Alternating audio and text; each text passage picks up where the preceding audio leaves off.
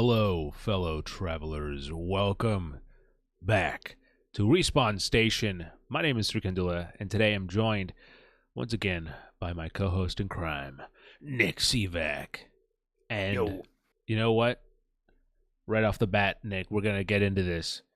Not only is Nick my co-host in the Respawn Station, but he joins me as a co-host on a show we just recorded yesterday. It's called Retrograde, and it is essentially a way for us to clear our backlog and talk about it. Honestly, Nick, I think one of the things, look, we'd kind of describe it as sort of a book club, but with video games. Right now, we're kind of saying it's a monthly show, and so every month we'll pick a new game to kind of tackle. And I think the coolest thing about it is, often like in the way we have conversations in the podcast, right? About when we talk about games, we review games. It's usually like one of us has played it, and the other person's like, "Oh yeah, that's cool. How does this work, etc." Or one person's like really like fully played it, and the other person's kind of dipped their toes in and kind of like can back it up. But the thing that I think with Retrograde is that I really like is that you have a conversation like it's all of us being engaged about the same game. It kind of feels like we're playing the game again, like when it came out, like when everyone would be talking about it. So that's the goal of what we're trying to recapture here with Retrograde. And we honestly, first episode, hour and a half. It's a chonker, but it is a really fun conversation. It's engaging, I'll say. So keep an eye out for that. It'll be coming out sometime this month. So the August episode will be about Warhammer 40K Space Marine. We'll announce the second month, which in September. We'll announce that game when we decide about it, or when we decide on it. On the podcast. So make sure you stay tuned, stay listening. But if you like long form content, Retrograde will also be something. Honestly, Nick. Honestly, I don't know if we can make short form content. Like, I don't think it's in any of us to do it. I mean, yes, you do it with your show, Weecember, and but that's like so scripted. Like anything that's not heavily scripted, I think we just go off the rails too much. So honestly, yeah, it's a really fun one. Go ahead. What did you have? I was just gonna say that, like with Weecember, it's like a firm 2-page limit. So it's like, if I can hit my 2 pages, I know to be about 5 minutes, and we'll be good. Yeah, no, that's and we don't do that too much. We like to talk over here. We're yappers, but we're proud, and we're gonna yap for the next hour and a half. So strap in and get yourself some snacks, whether you're watching live or in your drive home. Yes, I'm talking about you. Folks, keep your eyes on the road. See, Nick, now they think I'm talking to them. I have really no idea who I'm talking to. I shouldn't have said that.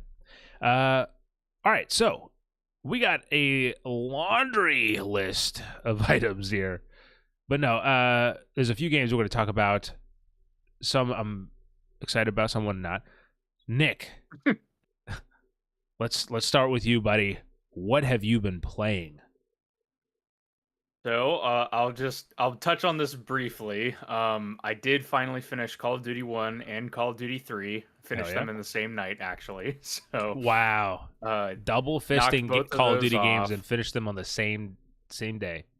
Yep. I think for now my Call of Duty, marathon has come to an end. I still have a couple more that I have to play. Obviously, I mentioned new Modern Warfare 3 and, Black Ops 6 is on the horizon and all that. But yeah, overall, I liked Call of Duty 1 more than 3. I thought 3 had, quite a bit more issues that I wasn't so much of a fan of, from, bad frame rate to bad checkpoints, no autosave, and wow, what a compelling case.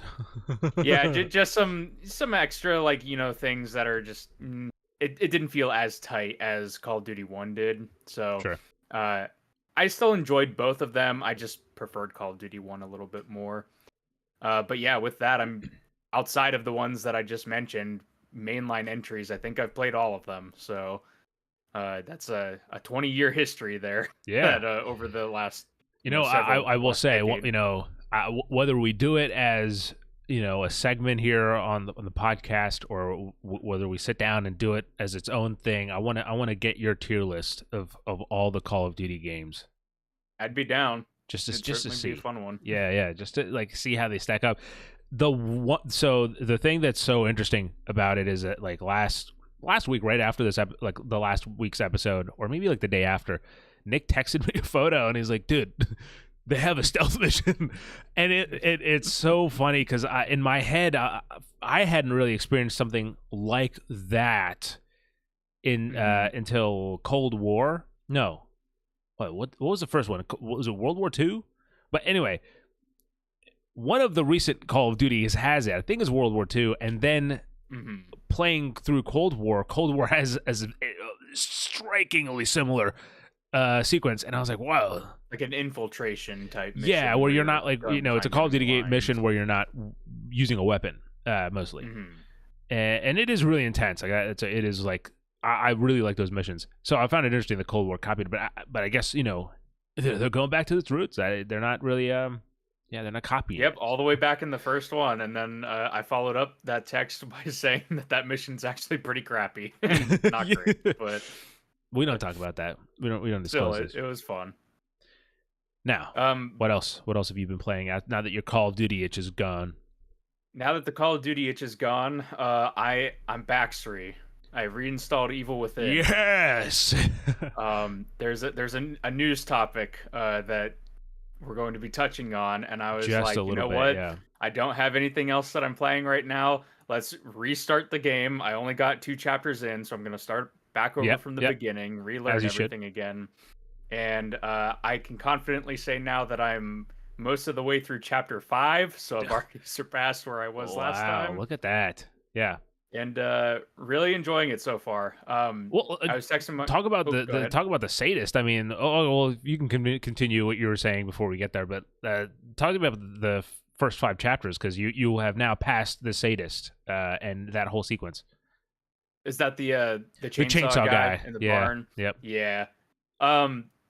Yeah, I definitely died a couple times on that. Yes. I basically, like, I was trying to, I was making rookie mistakes, let's say. I was getting into corners, getting surrounded by enemies, trying to just kind of rush the sadist guy to, take him out as quick as possible. And that was proving to cause some issues. Yeah.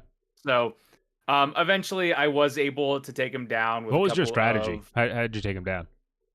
Do you remember? Basically, I went and cleared out a couple of the enemies that are like outside the barn that start like coming in once the action kicks off.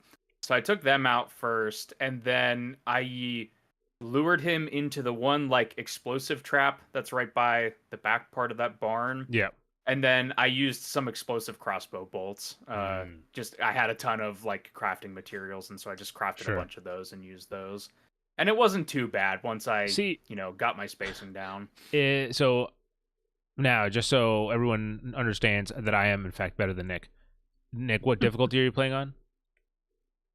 I'm playing on, I think it's called survival. It's whatever the middle option is, but it's the highest one you can select from. Oh shit! He's also playing on the same fucking difficulty. Damn it.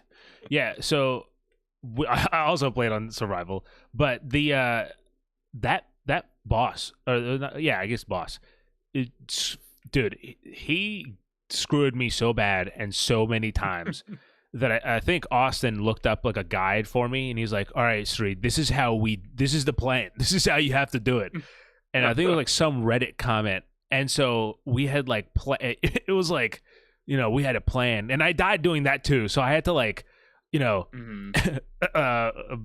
essentially you set up a bunch of traps with the crossbow, because they're proximity based, not just like timer based. So you can like line them up on the ground. So I put one in the doorway of the barn, 2 in front of him where he's like normally comes out, and then trigger him to come through, and he kind of stumbles into all of them. And then it's just a matter of like, unloading on him with a shotgun until he goes down. But right. That part, I think as I had said, and in one of our most popular videos on our YouTube channel, where I talk about playing this on survival difficulty, that part really sold me on the whole experience. Of like getting to there, I was like, okay, yeah, I get this. I understand what this game is capable of. Mm-hmm. Yeah, I was texting a buddy of mine, Shane, who I've mentioned on here before, who's a Yep. big fan of The Evil Within, and just like giving him progress updates more or less. And the thing that I mentioned to him, because he asked me like if I was liking it or not, and I am. I'm enjoying it a lot. But I said that it's got some jank, obviously. Like it's not like, yeah, a sure. flawless game. But it has a lot of peculiarities that I think make it, really interesting. Like Hmm. the mirror to the hospital That place where you do your yeah, upgrades, I think yeah. is like really kind of quirky and interesting. And that's There's how you different things also that get are your like up unlocks as you find the Mhm. keys. That's like the it's like the Yeah, victim lockup. that's what I was gonna mention. It's very like Resident Evil 4 in that way, where you Yeah. find these little statues in the different levels that give you keys, that give you different, ammo or upgrade materials. Yep. The dialogue is like kind of quirky in spots, Yeah. which I think is, it makes going through like a scary, tense game a little bit, more Bearable. disarming. So it makes it a little bit more comforting rather Yeah. than, just being constantly in dread the Yeah. entire experience. Um, but yeah, I'm having a lot of fun with it. The last thing roughly that I did, because you're pretty far slash finished the game, right? Yeah, I'm 3 chapters away. Okay. The last thing I did was rescued Kidman from the like tank that's filling up in the Yeah, room yeah, yeah. when all the enemies are attacking.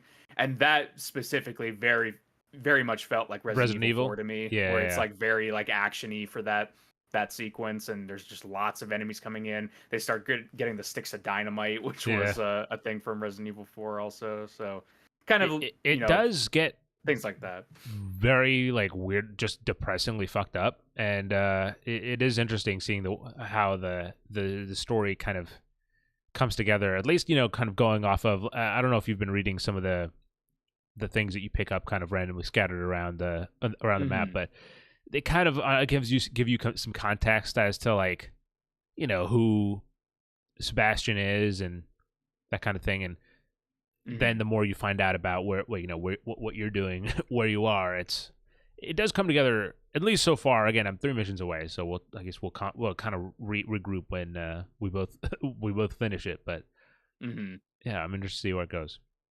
But yeah, I'm definitely gonna stick with it this time. I'm not dropping it now. It's the only thing I'm playing right now. So Oh wow, I'm surprised you're not playing Evil Within 1 and 2 at the same time, Nick. Is you got to I, dual I dual. gotta do two after one. I'm not that crazy. I this is like one of those games. Speaking of like horror games that are on our backlog, Mhm. which is the transition to what you just said, Nick. Okay, you instigated the conversation.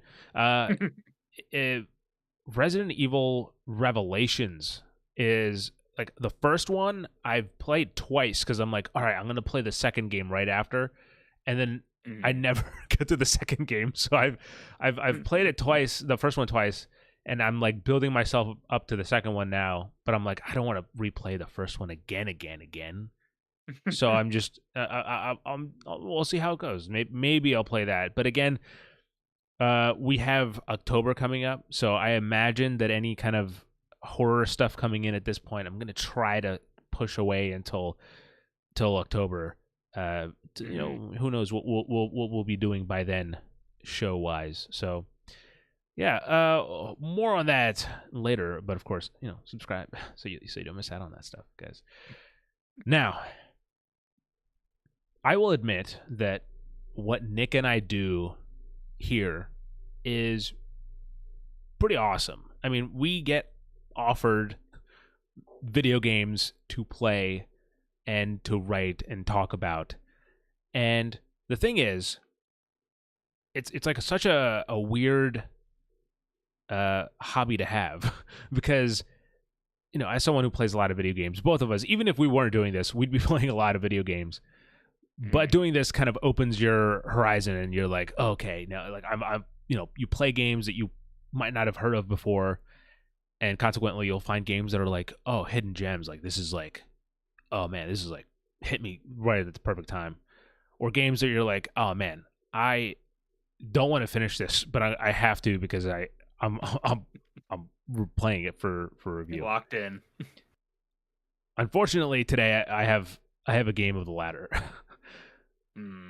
So, look, this is going to be a very honest review, but I'm going to try my best to kind of explain the game so that at the very least you understand what it is if you have interest in it. So, we're going to talk about Downward, which is it just came out in June 2024, and it is a first-person adventure game that's mainly based around parkour. The story essentially takes place in this post-apocalyptic Earth, I think is what it is. Yeah, I think it's a post-apocalyptic Earth, and you are on humanity's final adventure to find out why there was an apocalypse in the first place. And there's essentially, I'm not going to get too into the kind of the story here. It took me about 3-4 hours to get through, but it has a story about the end of the world, and then there's different planets that kind of are involved. 3 planets total that kind of cause this event, whatever it is.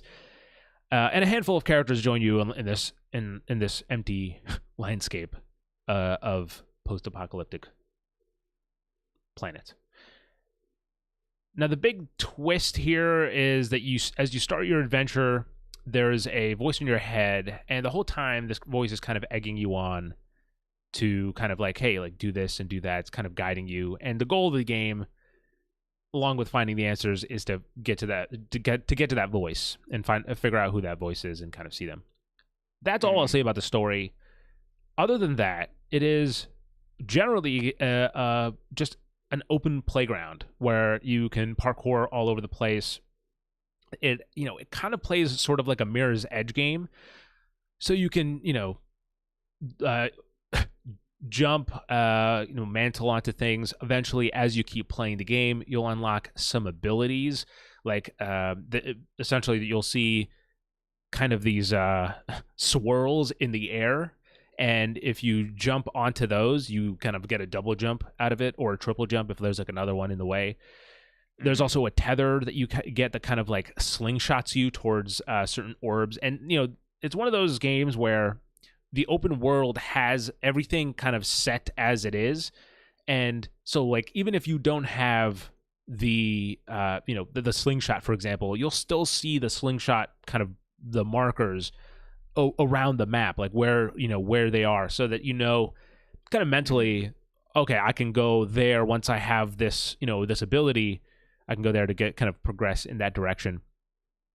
And then along the way, just so I'm kind of covering all the bases, there is a skill tree that you kind of go through via meditation, where essentially you pray to a statue. That's what it is. You pray to a statue, and it gives you a skill tree. It's look, I'll just explain. I'll get to opinions in a second. There's a skill tree, and then there's also a place where you can meditate, where it essentially is like a bunch of challenges based on the movement. So it's literally just like courses, that are just to test your time, go for gold, like and side paths, and yeah, stuff like that. Yeah, and like well, it's all it's like it's like literally like an obstacle course. So it's like floating in nothing usually, and it's just kind of blocks placed around, and you're just going for the the best times, because if you get the gold, silver, or bronze, you get kind of a certain reward for it. Speaking of rewards, the way you kind of level up your character at the at that statue and stuff is through these orbs that are just floating around, and every time you pick them up, they make a little sound, like a ping sound, that kind of tells you, hey, you picked up an orb. And the more of them you collect, the more you can upgrade your character. And lastly, there's a merchant as well, because as you explore through these, how many times can I say post-apocalypse in this review? As you explore the map, and the kind of different variations. There's like 5 different levels or areas in the game, and as you're exploring them, as you get those orbs, you level up your character. I'm gonna derail the conversation before I even get to my thoughts. You'll find these treasures and stuff just laying around, and you can pick those up. And there's this old man that just follows you around, and you go to his lair, and you can sell him the stuff you find and get more stuff that you can use to. You get the idea. Now, yeah. I did not like this game. There's a lot. There's a lot here. First of all, let's talk about the parkour. Admittedly, it is fun when you really just like. There's like moments.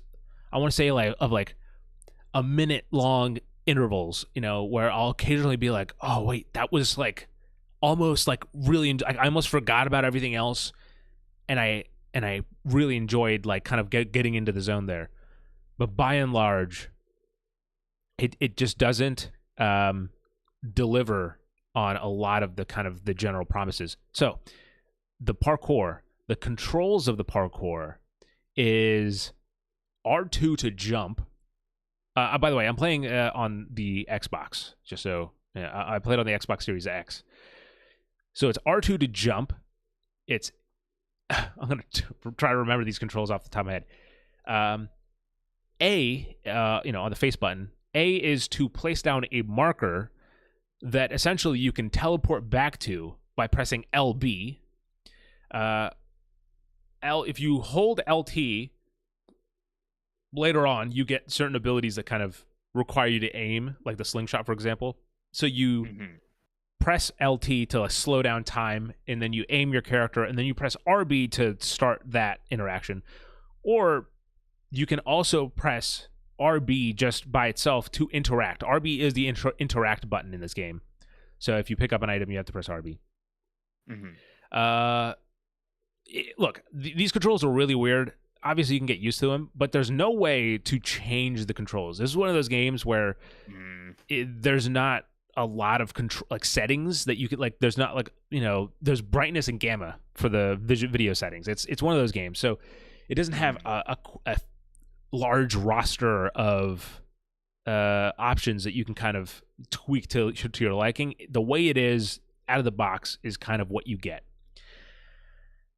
Next, I've already said I've kind of briefly went over the story, and there's a handful of characters in this. The story is like it's very thin. It's not like something that's going to be, at least for me, it wasn't something that was compelling enough to me. Like I have to see this through to the end, and a big part of that is that the voice acting is just not emotive. There's not a lot of it's all very kind of dryly delivered, and I don't know if this I'm not sure what language this might have originally been in, if it wasn't English initially. There are like some there's at least one item in the skill tree that I found that was not translated. Like it was not in English, and I got it anyway because the skill tree felt so like I like the health one I get, but like everything else I just could not.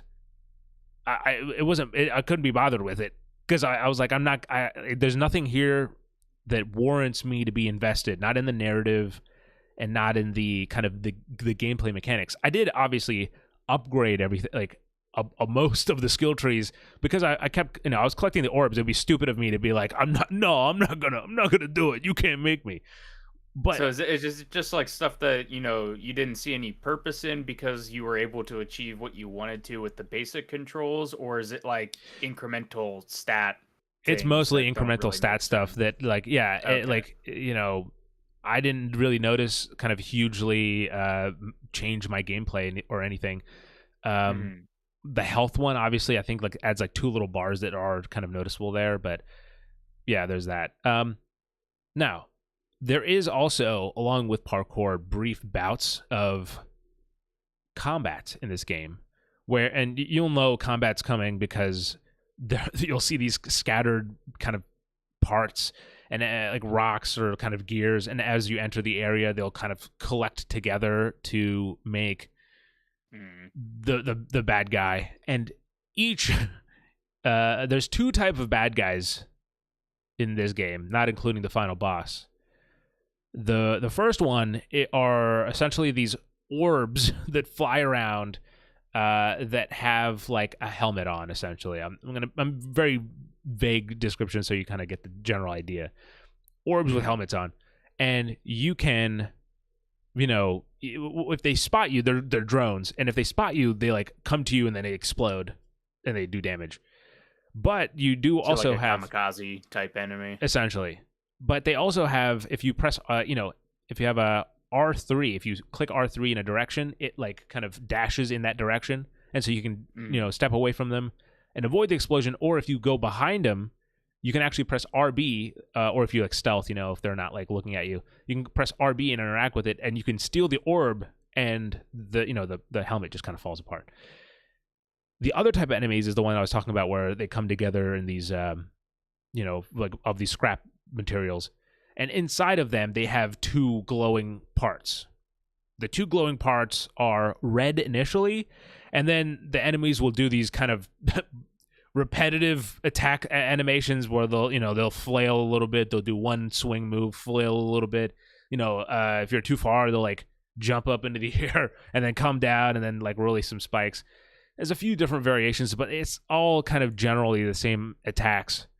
And you have to essentially dodge their attacks and wait long enough for the red glowing orb things to turn green, and then you can run up to them and press RB.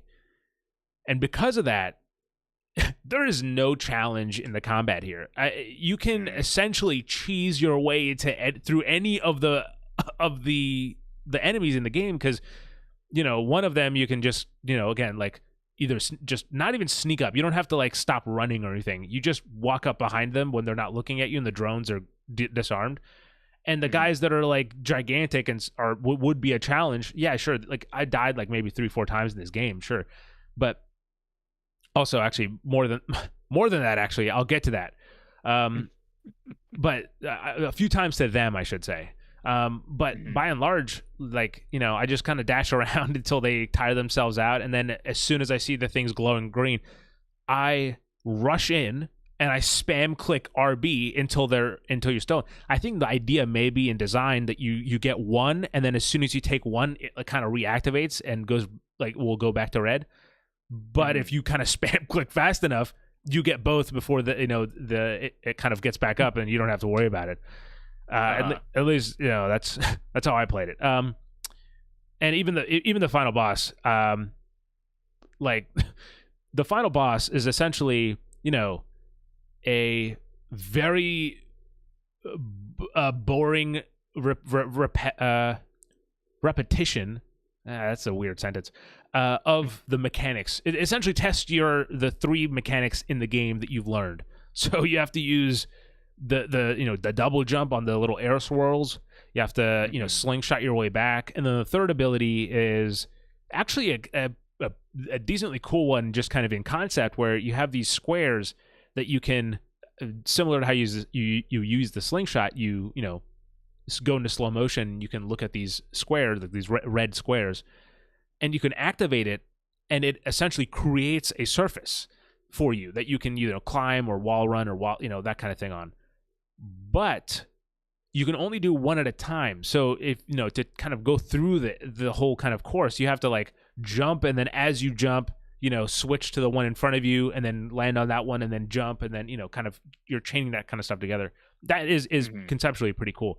But those are the only 3 things that the kind of game introduces, and in the final boss, you just repeat those 3 times, and then the stupid boss just like plays a game of like, no, you can't get me, you just spawn. It comes going back and forth until you place a mark and then kind of spawn back to it, or just run around fast enough and yank the last item that you need to get off of that boss, and ends the game. So there's that. Also, I looked at my notes. X is to slide in this game. just to Okay. cap the controls, just so you guys are everyone's got it down. Um, Now there's also going back to kind of general gameplay stuff because I've touched on combat now. Going back to general gameplay stuff, the parkour.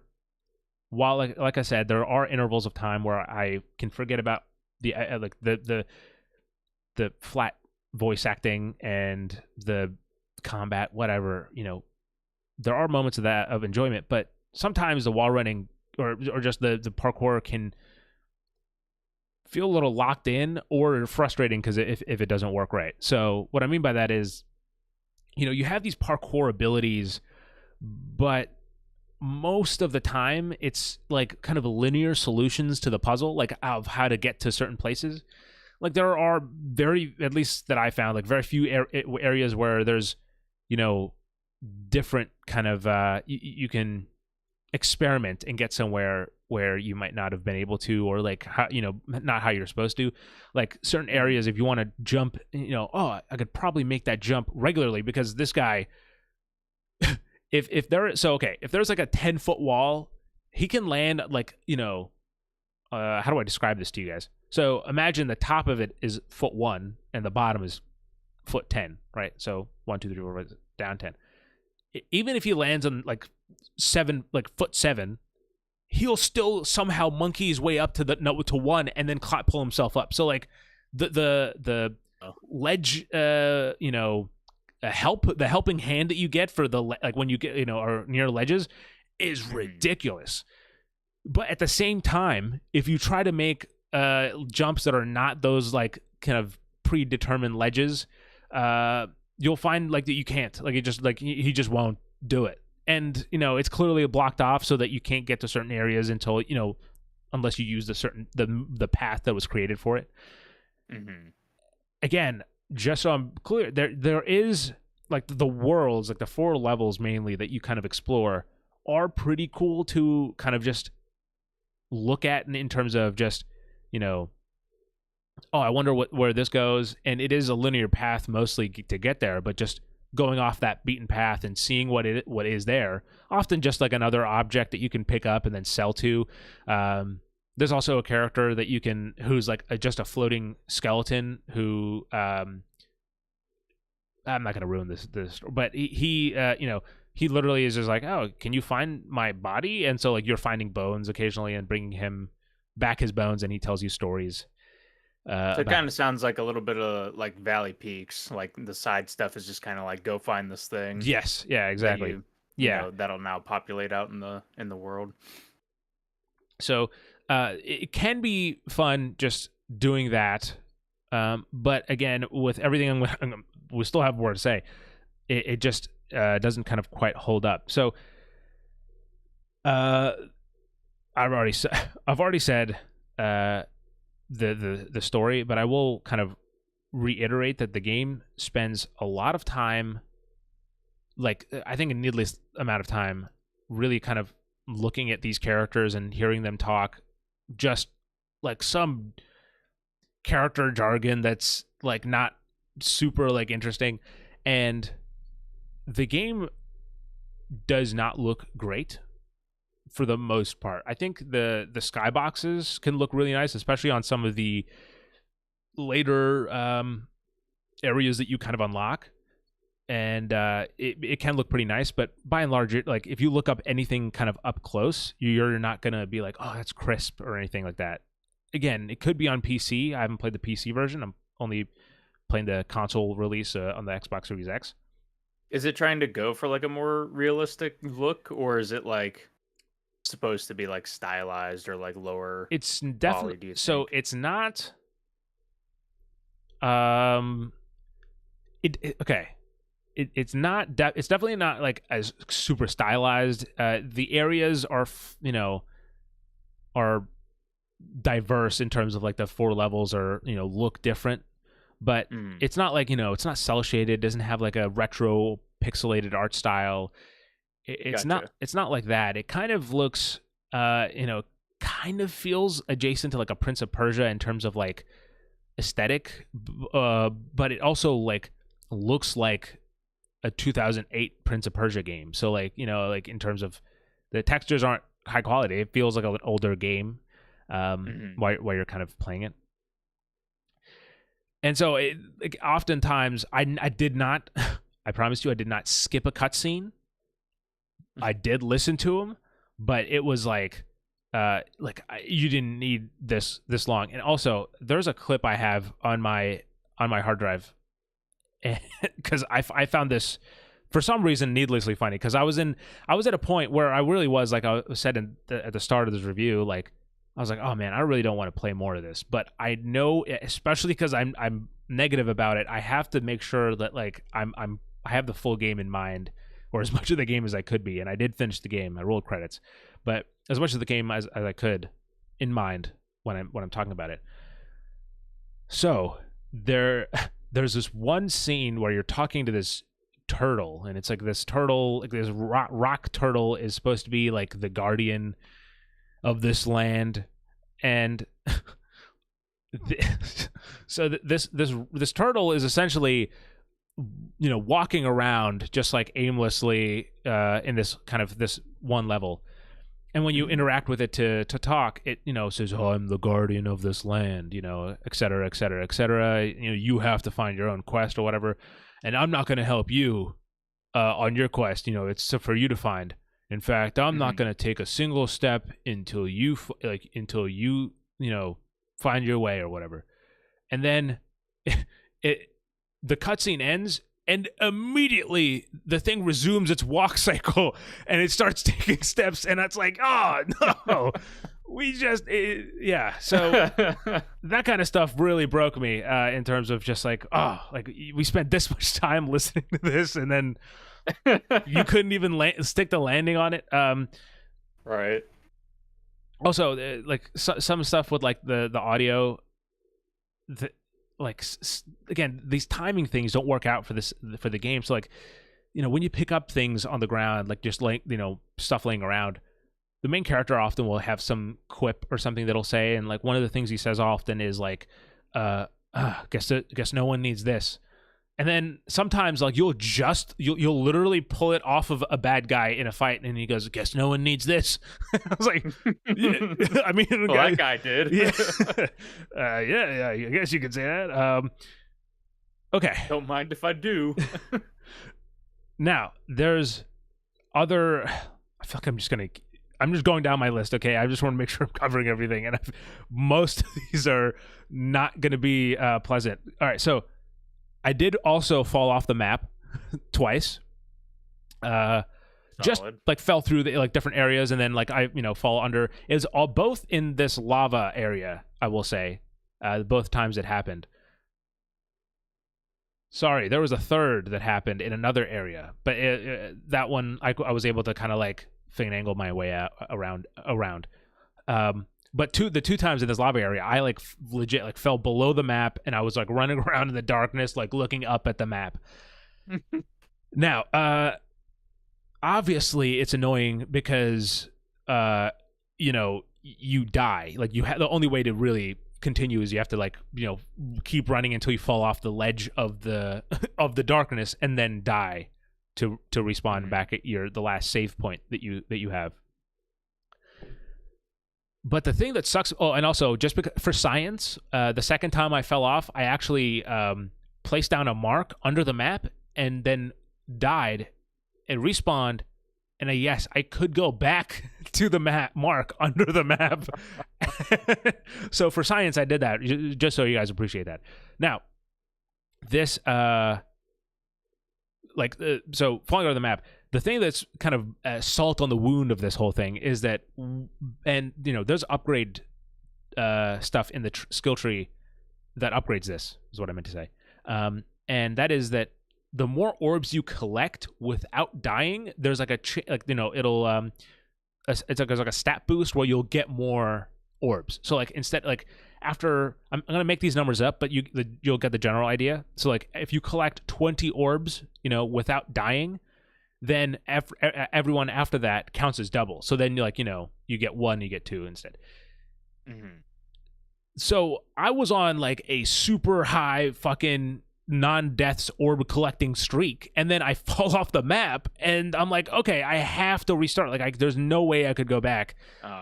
And so I was like, it kind of resets me, and I have to go through that process again. And you have to imagine my frustration when that happens a second time on that same level. Right.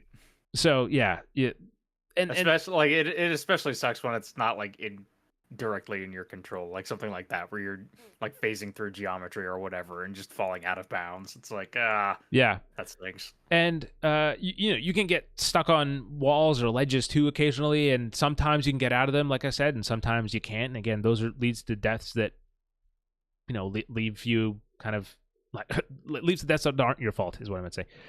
Which is kind of something that I like. That sounds like a pretty significant problem if it's a kind of putting itself forward as like a parkour based, like very movement focused kind of game. If that stuff isn't like super solid, then that's obviously gonna be a big issue. So all said and done,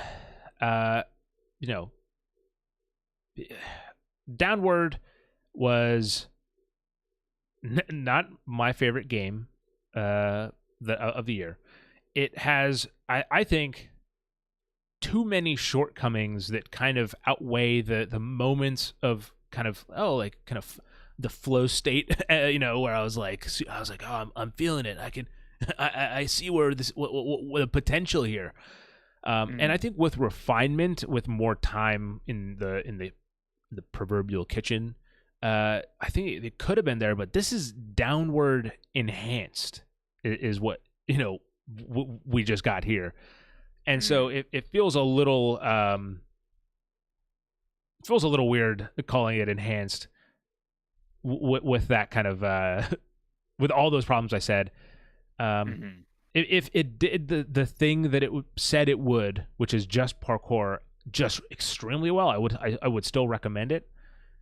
But at the end of the day, like what it comes down to is, if you're really, really hankering for a game that's like Mirror's Edge but not as good, then I would recommend playing Mirror's Edge Catalyst. But if you have also played that and still want something kind of movement-based, I would recommend Brink, the game from Bethesda that most people forgot about. Now, if you've played all of those games and you're like, I just want to zone out, I want to play something, I don't care about story, I'm fine with the jank, I'm not going to get invested, all of that, then yes, you can play Downward, and I'm sure there's going to be people who do enjoy this, from a particular niche. But by and large, I've said everything I've had to say about Downward Enhanced Edition. But you, if you have interest in the game, can pick up the game for yourself because it is out now on consoles and PC. It originally launched, by the way, in 2017 in July. So it has been it has spent quite a bit of time just out on PC, and now it's on, to specify, PlayStation 5, Xbox Series XS, and Nintendo Switch.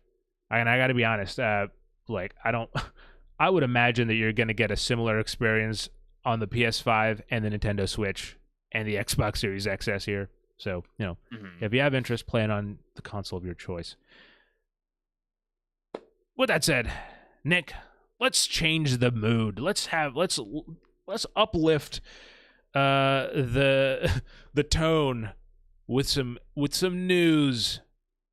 The first one, Nick. I mean, I think it made my day. Did it make your day? Feels good, Sri. It does. It feels good. Finally, some good news to talk about. We talk a lot about some bad news, but this was one that I've been so excited to talk about. Nick, what happened, man? Tango Gameworks, makers of The Evil Within, Ghostwire Tokyo, and Hi-Fi Rush, are back. They are back. Oh man, who would have thought? Honestly, not me. I think we might have mentioned it. I don't forget if it was on podcast or not. We might have mentioned that they could do a Telltale, but the odds of that happening were so rare. Right. It just yeah. Yeah, basically Krafton, the publisher The Callisto behind Protocol. PUBG and the Callisto Protocol, they have worked out a deal with Microsoft to acquire Tango Gameworks and specifically the Hi-Fi Rush IP. Yes. And they are seemingly I don't know if it's the entire workforce, but the majority of the team that was at Tango is moving over to Krafton, and they are theoretically going to be, developing Hi-Fi Hi-Fi Rush Rush 2. 2, Yeah. which they were supposedly in the pitching stage whenever they were Right. unceremoniously closed. Um, You know, this to kind of emphasize, this is specifically, well, although Tango Gameworks is back, this is specifically the Hi-Fi Rush IP, not the Evil Within IP, which still remains with Xbox. And mhm. I think initially I was like, oh man, but I think the more I think about it, this, I think this happened. Was it yesterday that this news broke? A couple days ago. 2 days ago, I think maybe. I've been thinking about it, and I actually think it works out pretty well because I think Hi-Fi Rush works best as it is essentially, it'll work well for the narrative of the game that Hi-Fi Rush 2 comes out, and it's this like, hey, everyone loved our last game, we were canned, we're back, and we're making Mhm. the game you want to play again. That's a good way to sell that game.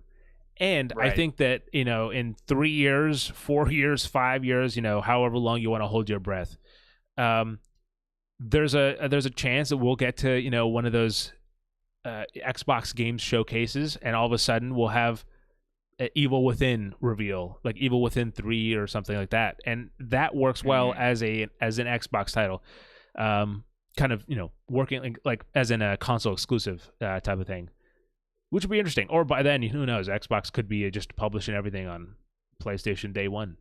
Yeah, or like even they like strike up like a partnership or something, and Tango can still make part three, but it's just like they Yeah, like have to a Fallout weirdly pay situation. for the rights or something. Yeah, Yeah. like there's any number of ways that this can shake out, but I mean, my desktop background, I'm staring at Chai right now. Like I'm so happy that this team gets to come back and gets to make a game that is one of my favorite games of the last several years. It's just that doesn't happen very Yeah. much, and Yeah. like we've been talking about on here, it's like every week studios are closed and they don't get this opportunity. Yep. Like they just don't get to come back. So uh really celebrate it, because this team is super talented, and when Hi-Fi Rush 2 comes out, you people buy it and play it Yeah, because because the then we don't first want one is Craft on to amazing. do the same thing, Exactly. Yeah. But yeah, No, good I vibes. can't Good wait. vibes. Everything's good vibes. Yeah, this is awesome. Very excited, and I really do hope that Xbox finds a home with Evil Within, Mhm. somewhere, within their kind of pantheon of game developer or game studios that they've put together now. Yeah, for sure. How about we keep the good vibes rolling with some new games? Oh, Does that sound good? yes, yes. How about Doom 1 and 2? During QuakeCon, You the got me, games son of a bitch. Oh my the god. games don't worry, we'll get to it. We'll get to it. Uh Basically Doom 1 and 2, these are games that you can play right now, Sri. If you own Doom 1 or Doom 2, you get this upgrade for free. Basically, I believe it's Night Dive and id have re-released these games as a bundle, and they have some nice quality of life improvements, kind of like what they've been doing the last couple years with the Quake games. They've been getting remasters here and there. This new Doom collection has multiplayer that you can play. It has like a remastered soundtrack by Andrew Holschult. I believe I'm saying that right, but apologies if I'm not. Um, yeah, all sorts of cool stuff re-released on modern consoles, and Doom just will never go away. So Never. it's a bona fide classic. Yeah, it's But got yes, it's got I won't long tease legs. you, Sri. The other thing that's on here are some Halloween games that have been announced to be in development. Ding, ding, ding, ding, ding, ding, ding, ding, ding, ding, ding, ding. Sri, I don't know if that came through. a fan of Halloween naturally. Yes, Basically, both the holiday and the uh, movies. Yes. I have an article pulled up from IGN here just to get a little bit of additional information here. So it's the studio behind Evil Dead the game, Boss Team Games. They are working on 2 games based on Halloween. Let me get some. So yeah, details are obviously limited right now. These are basically just like a hey, we're working on this. Like maybe come join us if you like the sound of Halloween. But Right. one of these games is currently being developed in Unreal Engine 5, and apparently director John Carpenter is intimately involved. He's in bed with the game. He is intimately involved with the Halloween game. Yeah, it says here, according to the official release, the games will allow players to relive moments from the film and play as classic characters from one of the most iconic and important horror films of all time. And yeah, I mean, John Carpenter obviously is a he's an actual gamer. Like He is. Yes. if you see interviews with him or talk to him, like he plays games. So it and he even has a what's that? Is it Toxic Crusaders that he's been Yes. working on? Yeah, I believe so. Yeah, you're right. Yeah. So cool that he's working on a toxic. Toxic something. Yeah, it's toxic something. I That's all might I have that remember. wrong, but yeah. Cool to see that he's involved though. I'm sure it'll be certainly pretty out Nick, there. are you a fan of the Halloween movies? Like, have you watched them or? I have not seen any of them, honestly. Holy shit! We need to get a watch party going. I was gonna say, okay, you know what? I'll still say it because now I'm even more curious. Nick, close your eyes and pitch me the Halloween game you see in your head Ooh. as you see it, based on your knowledge of Halloween. Based on my knowledge of Halloween and based on what we just read, because I'm not going to be able to erase that from my mind. I'm going to imagine that it's third person. Okay. I'm going to imagine that it's third person when you're playing people that aren't Michael Myers. Oh. I think maybe you might play as Michael Myers in some sequences, and they might do like a first person through the mask kind of thing. Sure. That's the first Halloween, right? That's like the first person POV shot going through Yes. the house. Not Or with is the that helmet Friday on. the 13th? Not with the helmet on, but there is POV shots. Gotcha. So, I think it'll be like third person stealth kind of, but when you play as, Michael Myers, I think it'll, be a bit more action heavy. Like I'm trying to describe like that Texas Chainsaw Massacre game that we played, but not multiplayer. Is kind of Yes. the vibe that comes to mind, but obviously looking a lot better if it's in Unreal 5. See, I had two things. So I had initial like an idea of like, oh, what would be cool for a Halloween game. Right when I heard the news, but I only saw like, the headline that we have written down, not the information that you read since.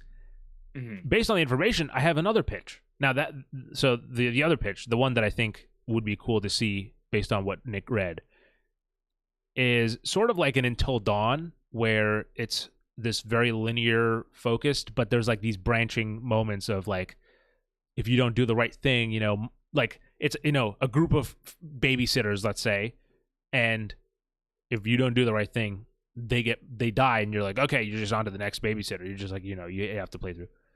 That's what I think would be interesting in this game, because you can't really kill Michael Myers, as some of the movies have made very clear. So I'd probably say the game would end probably with him going to jail, just like but like he's going to jail, but he's coming right back out when he wants to. So that's the one. Now the one I had initially when I was like, okay, they're making a Halloween game. This is just like a random thing, but I was like, it would be so cool if you kind of have like just Michael Myers is just like essentially a small suburban neighborhood. Yo, what's up, loading? How's it going? So you have a small suburban neighborhood, and it's not like you can go to every house, but you can go to some houses that are like, your friends or whatever. And there's like a, sort of like how Mr. X is kind of wandering around in RE2. 2. Mhm. You know, Michael Myers is just kind of roaming around, and so I don't know, something like that. That was my initial thought. Like that would be cool if I just like know, or like you know, the Xenomorph in Alien Isolation. Like if I just know that there's something out there, and then especially in like suburbia where I'll be like, is that him? And then like kind of second guessing what I saw. I think like that would be a really cool formula. Yeah, I I bet just they could do some cool stuff with that. I really don't hope. I really hope it's not a multiplayer game like Texas Chainsaw Massacre. I think Texas Chainsaw Massacre is a good one. We had a fun time with it, but it just Mhm. I would. There's so many of those games already. I feel like Right. especially with John Carpenter involved, it would be a waste to kind of just be like, yeah, and there's a bunch of people killing each other in a arena. Right. Oh boy. Do we want to talk about the movie Sri, or do we want to talk about the thing underneath? We can talk about the thing underneath just because the movie Cool. will I think will be a segue. Well, not a segue, but Yeah. yeah, go ahead. So basically, the oh wait, Oh, wasn't talking about I can this get you. one. I can If get you you. want to take over that one, yeah, So sure. this is very very quick, but earlier today, as per deadline, Amazon Prime Video has ordered an animated video game anthology series called Secret Level from the creator of the Netflix show Love, Death, and Robots. Now, essentially, this will have. I'm going to read this just right from the. Again, this is Deadline.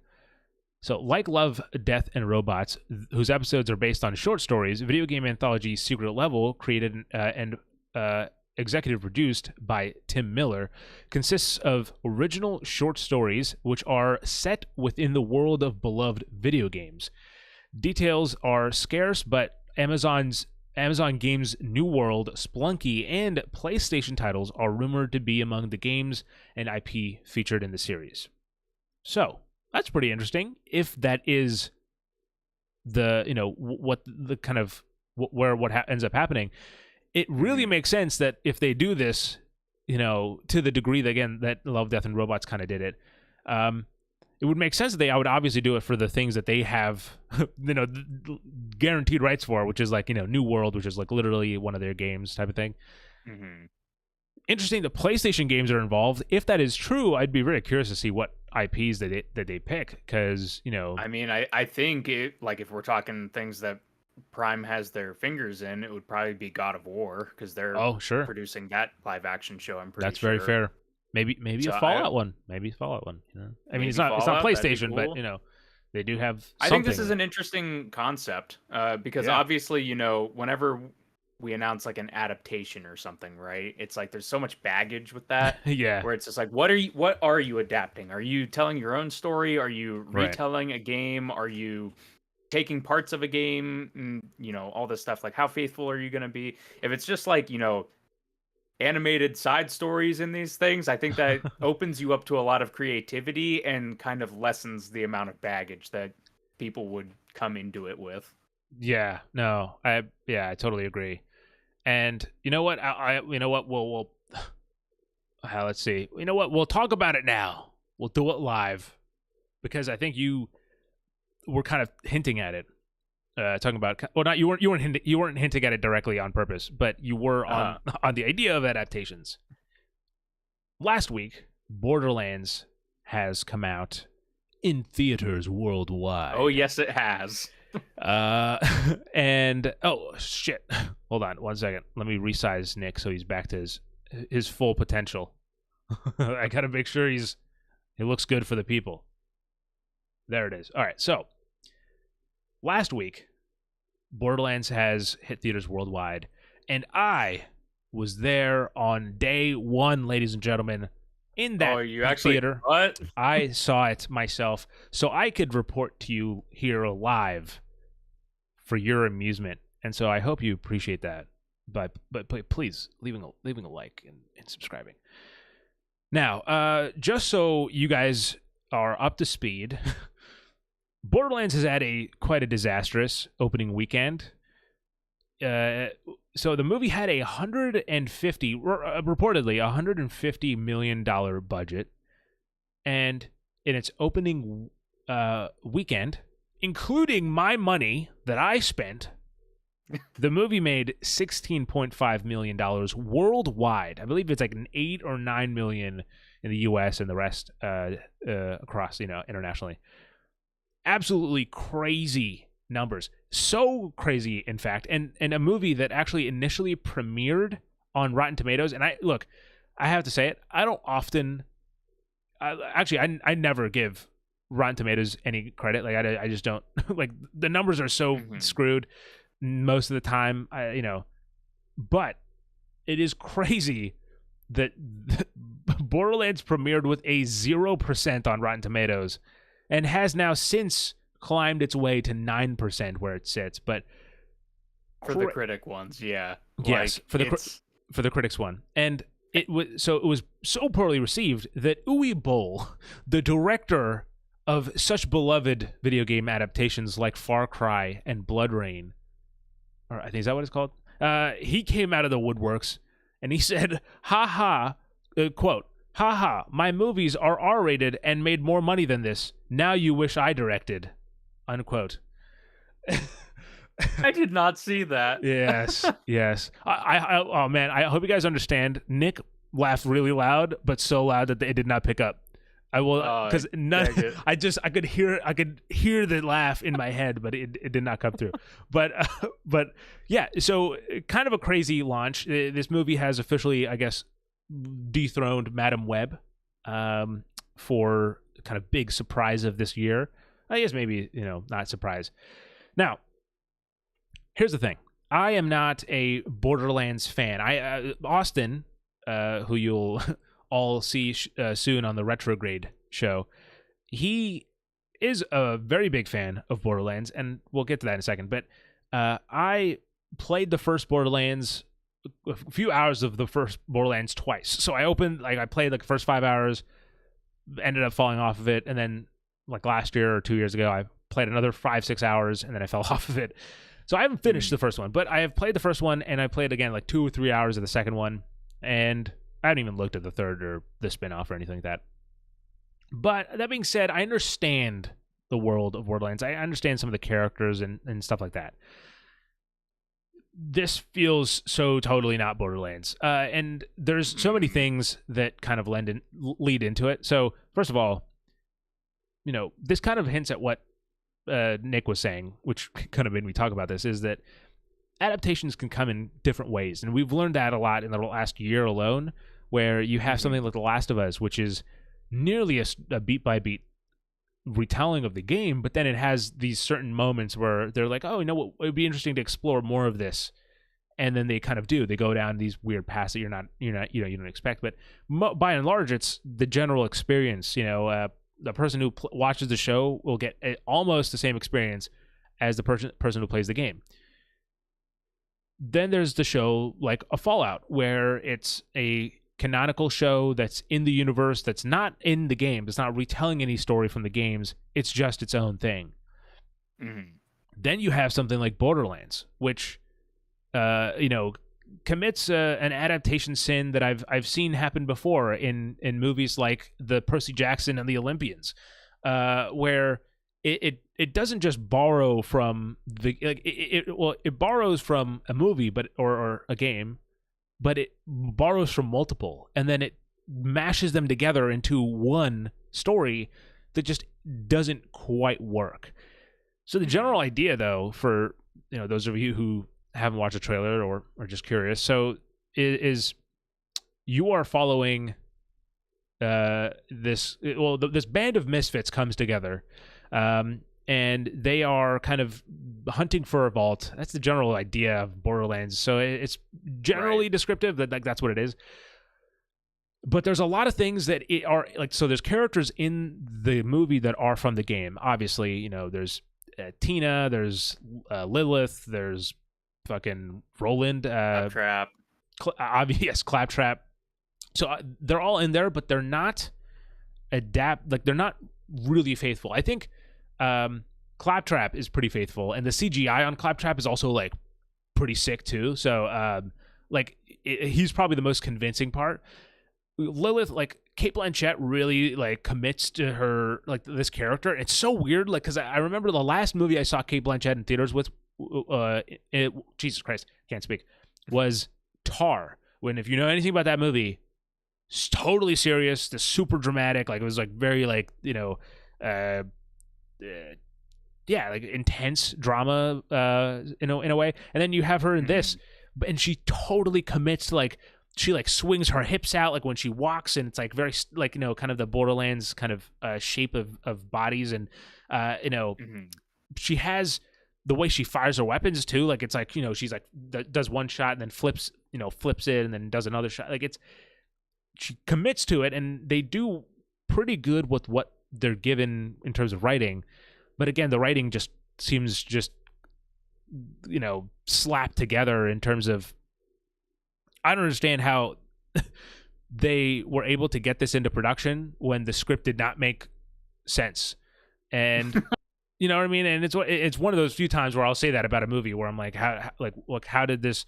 And I think there's been talks about how the original script for this movie was apparently really compelling, and then Eli Roth came in and then kind of made it his own. And I'm not I don't know. I haven't read the original script, so I can't say, oh, Eli Roth came in here and just messed it all up, because I don't know. The original could have been worse for all I know. But that being said, I don't really like Eli Roth movies. And on top of that, one thing that I can confidently give Eli Roth credit for is his use of gore. He can really use gore, which you would think would make perfect sense for Borderlands, because it's a gory ass game. I mean, there's constantly you're shooting limbs off. There's blood spurts. It's a violent game. It's rated M, but the movie is rated PG-13. So there's no gore in the movie. There's one scene of gore, and it's like a creature that gets like its head blown off, and that's like the only gore that you get, really. The classic green blood. Yeah, exactly. So it's not like The rest of it, even in scenes where like it would make so much sense for like there to be gnarly just fucking limbs flying, similar to like how Deadpool and Wolverine had it. Instead, it's just this generic, like there's nothing, it's very sterile action. There are some kind of interesting sequences. It's just that it's muddled around these really weird CG sequences that feel like they're just shot on green screen just to like, hey, like let's just like I think this would make sense here. And there's some weird cameos or just kind of like side characters that get thrown in that don't add much to the plot. They don't progress the plot much. And even as look again, like I said, I'm not a diehard Borderlands fan, but I did talk to Austin about it just to confirm some of the things about that I saw in the games, because the plot of this movie, in terms of like what happens at the end, what they so the movie essentially has this, it's got this one thing that it keeps repeating, like, this is going to happen at the end of this movie. And then, it's kind of like nodding. And then all of a sudden it's like tries to bait and switch you and be like, actually, this is going to happen, you idiot. But by then it's like, I've already lost interest in these characters, and, I'm not invested. So it's just like, how did we get here? Like what's going on? And then I talked to Austin, and from what he said, and he's played and platinumed in multiple versions. He's gotten intimate with these games, just like John Carpenter with the new Halloween games. And he said that the ending of what happens in the Borderlands movie is similar to what happens in the end of Borderlands 2. So it's like that's that reveal is what happens at the end of this movie. But Gotcha. Also, there's a character. Like, so I'll say it here. Tina is apparently totally not at all what she is in the game. I don't know what she is in the game, but Nick, have you played the Borderlands games? Yeah, I've played all of them. I think. Shit. Okay. Well, so you know who Tina is. You can maybe explain it. But so in the movie, Tina is supposed to be this like I forget what their name is, but they're like these alien people that like control the vaults. I guess they created. I was watching Red Letter Media talk about it. I think it's like Aurelians. Yes, something like that. Yeah. So Tina is apparently. I don't think it's a spoiler. If it is, please You're, go watch the movie, I guess, and come back. It it she's a she was essentially they found a part of a DNA of these aliens, and then they use her, and then like that to create her. So she's like a clone, but she's like the head of Atlas is like the her foster father type of thing, and he's kind of like using her. He wants her because she can unlock the vaults or whatever. Yeah. And so like none of that is apparently how it is in the game in terms of what Tina is. Is that correct? Yeah, no. There's like none of that stuff based on the game. I mean, the first time you see Tina in Borderlands 2, she's like strapped a psycho to a chair and like blows him up with a stick of dynamite or something. Like that's like your backstory that you get. And then it, like an onion, it kind of unravels from there. But yeah, none of what you just described sounds at all familiar to me. And also, yeah, the movie doesn't, the last two things I'll say about it, the movie doesn't have a style that really makes it like pop. And I'm not saying it has to be cel shaded, though. It would be really interesting if there was some sort of, I don't know, if there was like I don't know if they could, Nick, you're the editor here. I don't know if there's like a LUT that you could use, maybe some sort of like filter. I mean, something. There's like rotoscoping, but that's like way more effort than they it's would really intensive do for this movie. Yes, yeah, I totally understand. Granted, they spent 150 apparently on this movie. I'm just gonna say, but it'd be interesting to have some style. They don't have to do cel shading, but something that kind of makes it distinct. There are parts that almost feel cel shaded, like that like it'll just be like boring rock face, and then all of a sudden there's like these like stack of things, and they're like, oh, that's kind of looks like they belong in Borderlands, but like the rest is just not that. Or it'll just be CGI, and so it's just like a blurry green screen background type of thing, and that kind of so there's nothing really like, you don't often get chances to like, even the cool kind of like cover shots that you don't really get to gawk at them because they're just like, oh, it's fine, it's it's not crazy. And then also the last thing is there's weird things that have been left. It's one of those, like, it's almost like the last season of Game of Thrones where one of the shots in the movie you can see the crew helping them pull the door open in the money shot where they're opening like a fucking vault thing on the ground. They're like, it's like a manhole and they're pulling it open, and you can see like the hands of like a crew member like pulling it back to lift up the lid. There's one scene that I saw go around that has an Axe bottle in it, and then there's an Axe bottle in one shot, and then it cuts back and it's not there.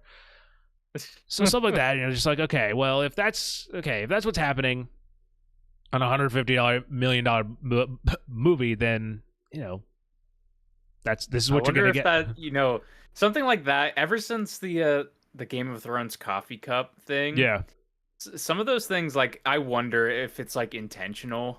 Like they'll like slap that stuff in there and be like, oh, maybe people on Twitter will point out our Axe bottle like in the shot. Like, yeah, that's like the cynical approach to it. But yeah, dude, I like to live in ignorance and think that it is just somebody who's just like, oh yeah, I need my axe and I'm too lazy to. No, I do like the narrative that there's just like one person on set who's just like, oh, like that this whole movie can be bad, but that the one frame where you can see the X bottle, that's mine, and whoever sees it, that's us connecting. That's a poetic way to look at it, Nick, and perhaps the most poetic thing about the Borderlands movie. With that said, let's get to the main topic of the show. And spoiler alert, I don't mean to leak the topic, but it's about leaks, ladies and gentlemen. Yes, it is. So we were trying to come up with a main topic this week, and as we normally do, and for the last 22 weeks. Yeah, it's we're still kind of in like a weird spot, right? Because next week we're gonna have Gamescom opening night live, so we'll have an easy topic to be like, okay, let's talk about Gamescom and all this other stuff. We'll probably have like a Nintendo Direct in September or something like that. So we're starting to get into like the kind of like the end of summer, fall gaming news cycle. But we're still kind of in the quiet months, right? Outside of things like, Tango is back, but like we can't really like talk beyond what we already talked about with it, Yes. right? Yeah. So one other thing that kind of happened this week was The Verge, the website The Verge, they posted an article talking about a seemingly closed door playtest Hush, beta, hush. whatever you want to call it, for a new game from Valve. That's a new competitive shooter. Now I say it vaguely in that way because this game has already, other outlets have already talked about this game. Other random users on YouTube have uploaded videos of this game. So like this game has been leaked before. Right. But this Verge article kind of had like, a lot of people up in arms on Twitter, being Sure. like, oh, they shouldn't have, posted this article talking about this game if it's like behind closed doors and stuff. They're ruining like, an official announcement or anything. Right. From the Verge's side of it, apparently like there was no like strict NDA or anything like that. So nothing was signed saying that they couldn't do this stuff, but it's just kind of like, Closed doors, maybe. but open minds. Right. So pretty much, I thought it might be interesting to talk about leaks because leaks are extremely prevalent in gaming these days. More so than I Yes. feel like ever before. Yeah. Like, 100%. there's just like, it feels like half the things that, we're talking about like down the line get leaked before, a dedicated team or like an event can happen where they actually get to, reveal a game, right? Yeah. So we'll start really top level, really basic. What is a leak, right? Yep. Obviously, if you've never, if you're living under a rock, essentially, a leak. The actual definition of a leak: an intentional disclosure of something secret or private. So right now we're getting into, in the realm of video games, this can cover a wide variety of topics. And basically what I wanted to kind of pose to you, Sri, is a question first off, is that are leaks good or bad? And I think that there is multiple answers to that question. So Okay, so I think I obviously I thought about this a lot because we obviously have respawnstation.com, and we're very kind of conscious about what we're covering. It's always been something at the top of our minds, and obviously we have this podcast that we've been doing for the last 22 months, but sorry, Jesus Christ, 22 weeks. months, 22 weeks. Hold on, pause. But for 3 years before that, we were just covering all writing, and I think we've maybe covered two things that have like leaked in the past, but we've like and that was like a long time ago. Since then we've really gotten away from leaks because I think that by and large leaks are nothing but harmful. I think that the one angle that I could see leaks being interesting is always in like, for lack of better terms, like posthumous manner, in terms of like a game has died, and postgamus, there you go, it's a new word, where like a game gets canceled, and or a studio gets closed, and then usually you might see someone like Jason Schreier kind of like being like, hey, yeah, this studio was working on this game and it was described as this and this, and this is where it could have gone, and those kind of things are kind of interesting. I wouldn't necessarily say they're leaks, but they are kind of, it is an intentional disclosure of something secret or private, because it's these developers usually anonymously talking about, yeah, I was working on this game at this studio and this is what it was, and that kind of thing. I think those are the really interesting ones. The stuff where it's like, data mined and fucking hacked into the system, and or just like, like it just feels like scummy. You know what I mean? Right.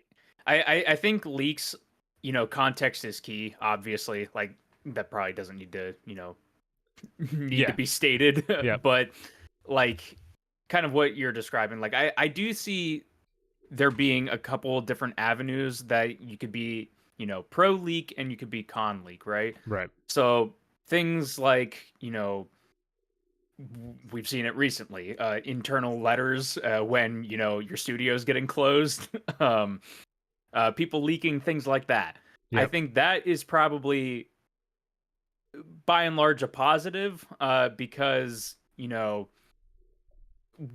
people like us, like there's not much we're going to be able to do with that, right? Outside of be like, Right. hey, look at, how, greedy and annoying the company is being, Right. right? Yep. But like, I think it's important that that stuff kind of, leak to the public, right? So that way, we're not just getting like the corporate, JPEG on the Twitter Yeah. account, right?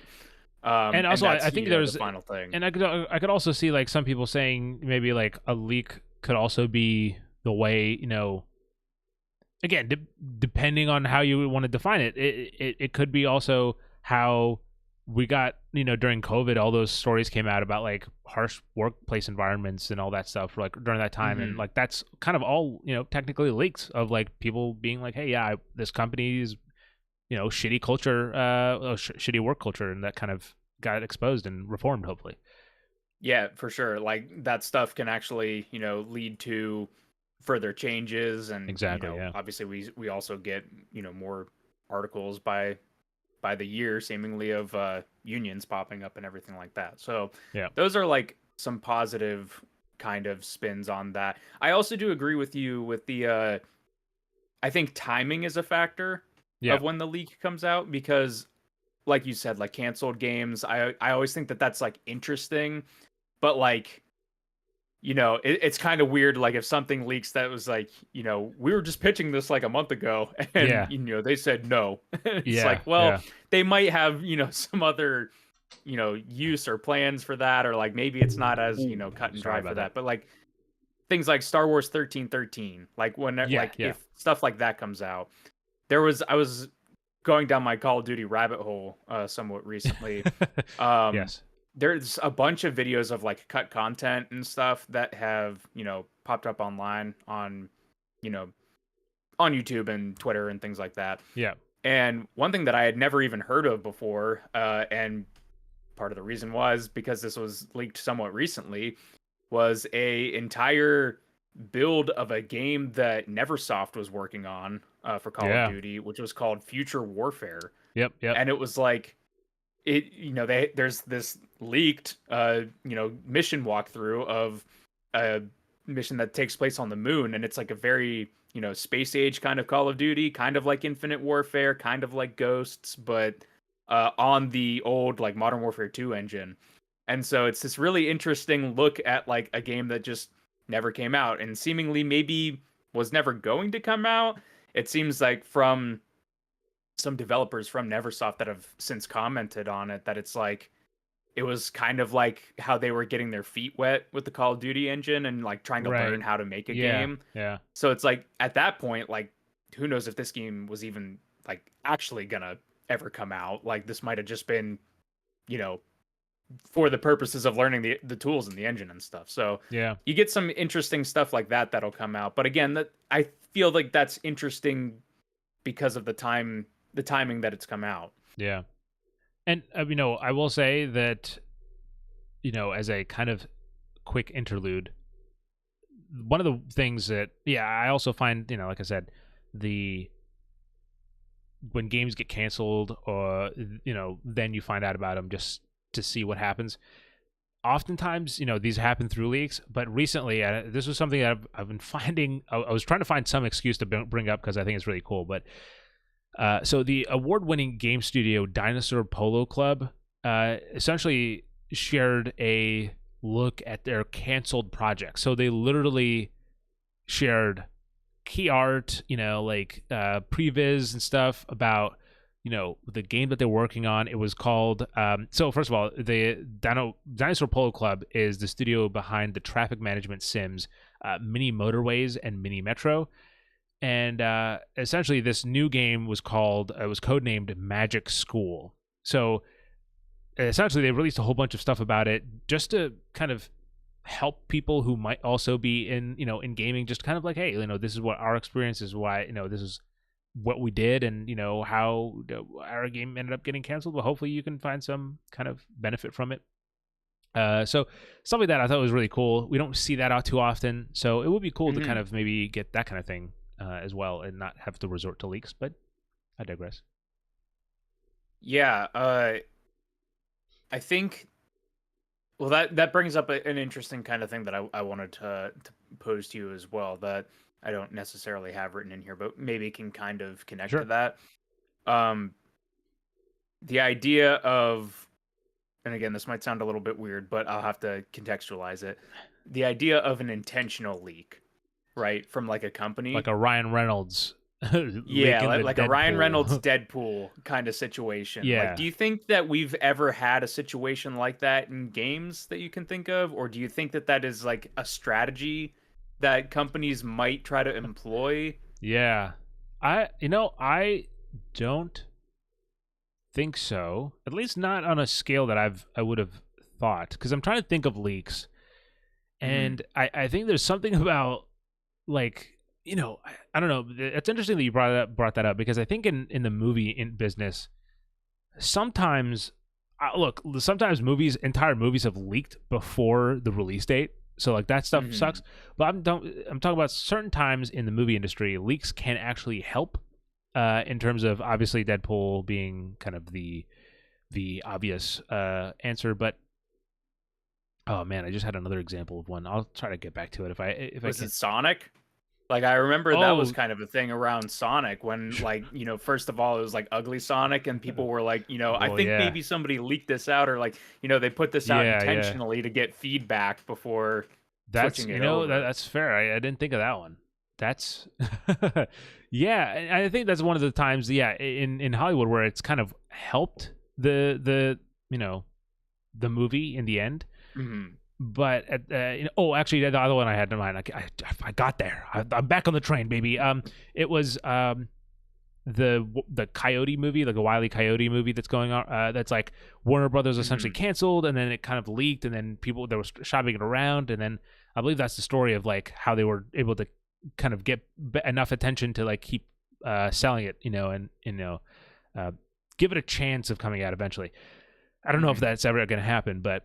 I feel like in movies it can help, but in video games I find it's often malicious or like, okay, well, another point is on top of that, it's websites often reporting on these leaks. I think, and again, I touched on this when I talked about how, we cover it. Like, we by and large don't cover leaks, and if we do, it's like, actually we don't. We by and large don't cover leaks, and at the chance that we do, it'd be on the podcast, and it's like last episode of the year, episode before that, we briefly mentioned that Black Ops 6 leaks and stuff, but we're not out here like posting the leaks. We're not covering the this is the things that's extensively covering it and everything.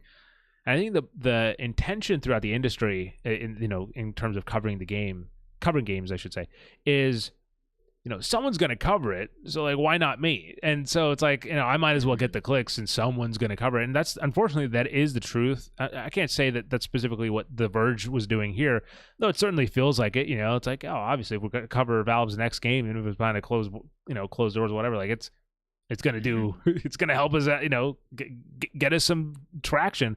And clearly it has. So good or, even bad press is good press.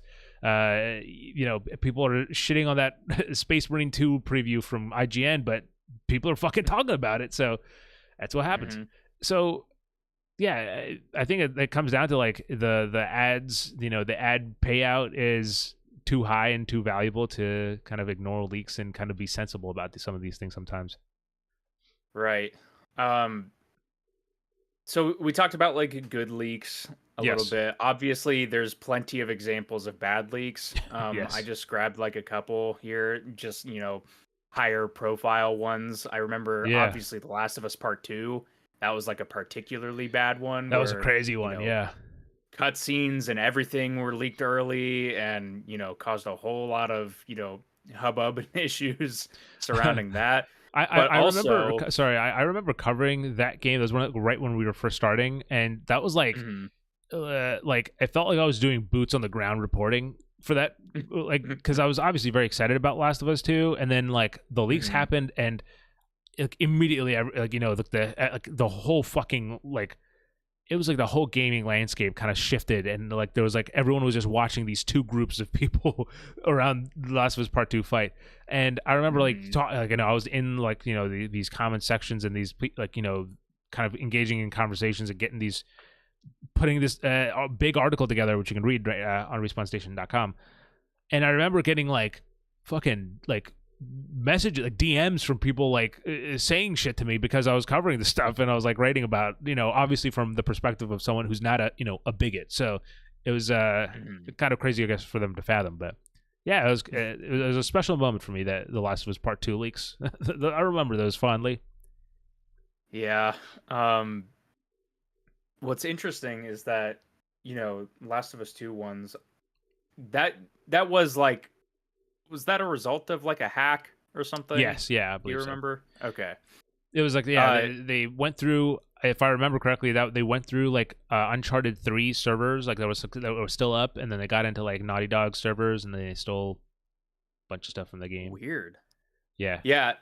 That's also like, the angle, obviously we mentioned it already, where, malicious actors will find ways to get around, yeah, the technology barrier and basically, to get access to this stuff. not to harp on The Last of Us Part 2 too much, but I think that The Last of Us Part 2 is like a really big one, not just because of obviously how much leaked, but I think the leak like monumentally shifted the narrative around that game. Like the And the public like perception about yeah, it. like it shifted it so severely in in one direction. And not even like then I'm not saying everyone hated on it or anything like that, but it kind of made such a strong impression initially just from those leaks that I think a lot of the effort that went into the game kind of got overlooked, and the developers who helped kind of craft a story that they were pretty happy with and proud of, all the surprise of that was gone, and it became it was all that was reduced to like some stupid insinuations and like immediate knee-jerk reactions. So Hmm. yeah, very unfortunate. Yeah. Uh, Bouncing off of that, I mean, we mentioned it before, but Black Ops 6 also, Yeah, just due to the technology and the way that these companies have to like, upload builds on like backends and stuff like yeah. that. Like you correct me if I'm wrong, but I think it was like people with jailbroken PS4s were able I to think that's access what the it Black is. Ops 6 stuff, and then Yeah, that's where all the like, cutscenes and gameplay and things like that just start flooding the internet. Like, yeah. uh that's what's kind of crazy too, because it's just like, in that situation, like,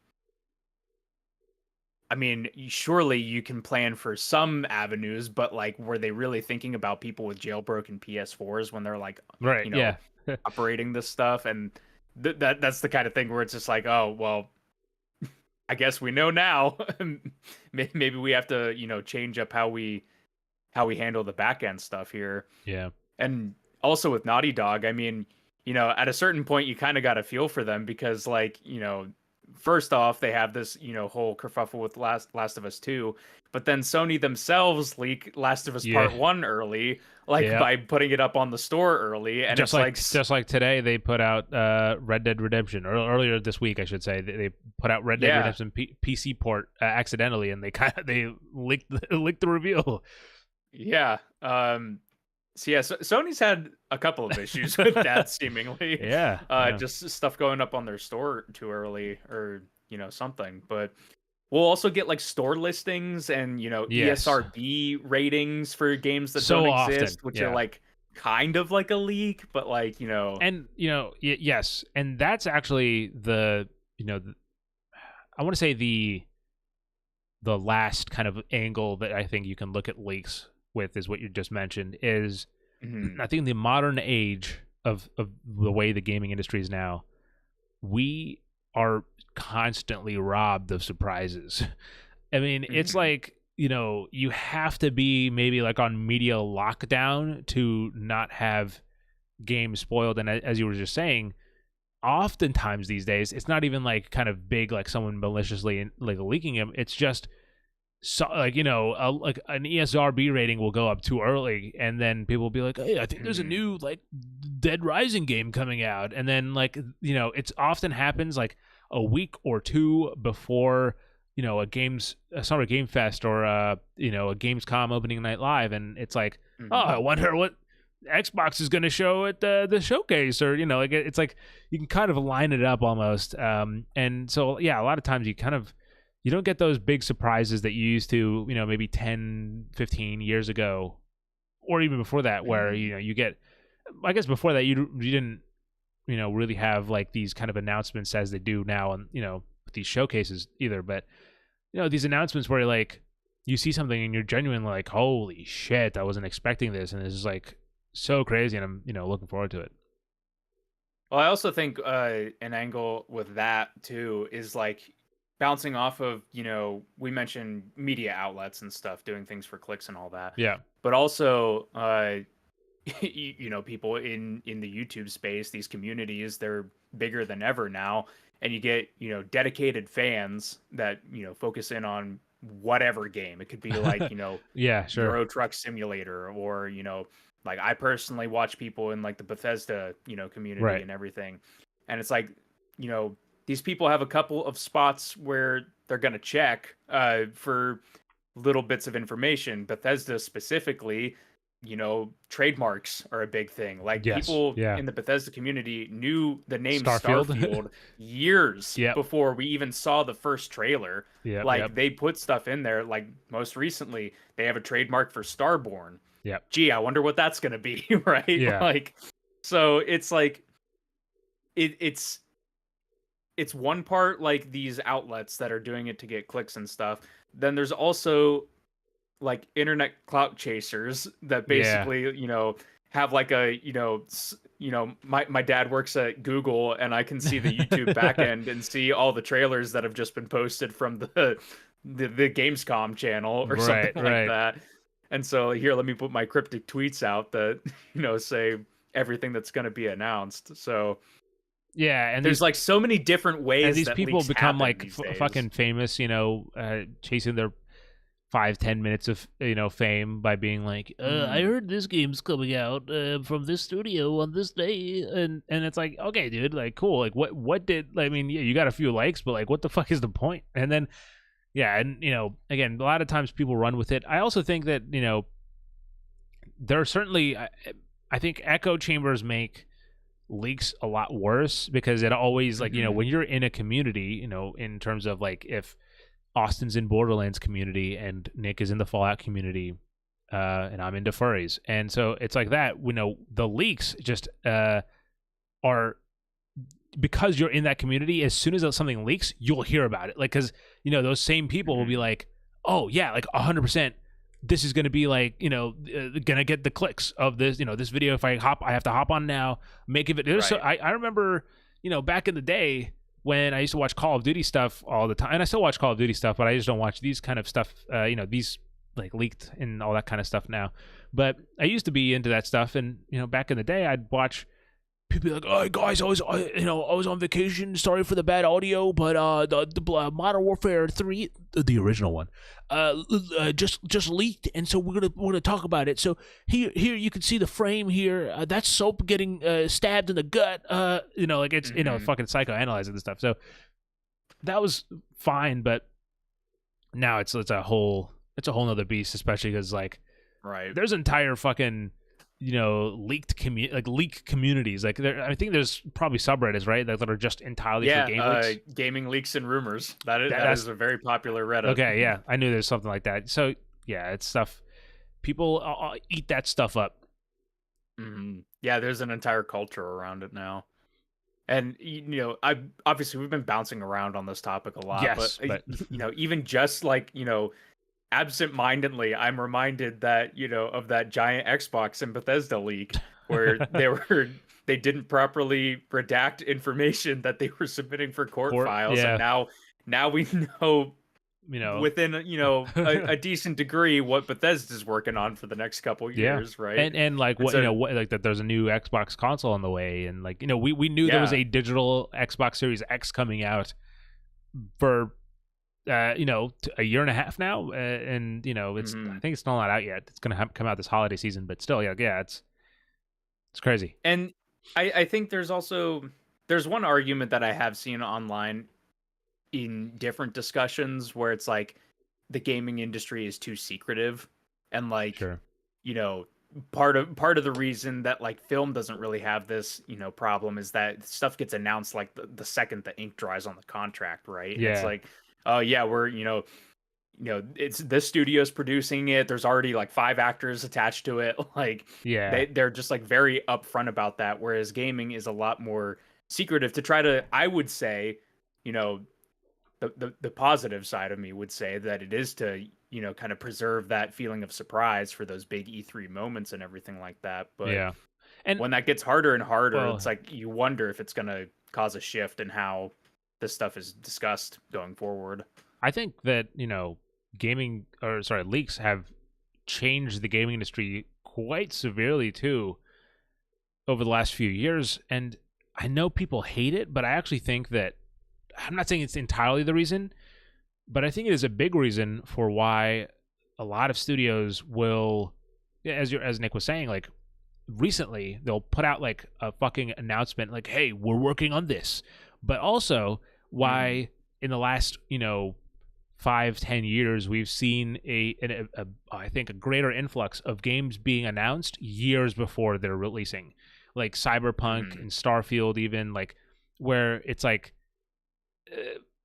they'd rather have a surprise of like, hey, even if it's like a CG concept trailer, just to be like, hey, this is like the vibe we're going for. And so that, hey, I keep saying, hey, you guys better be saying, hey, back, and keep your eyes on the road.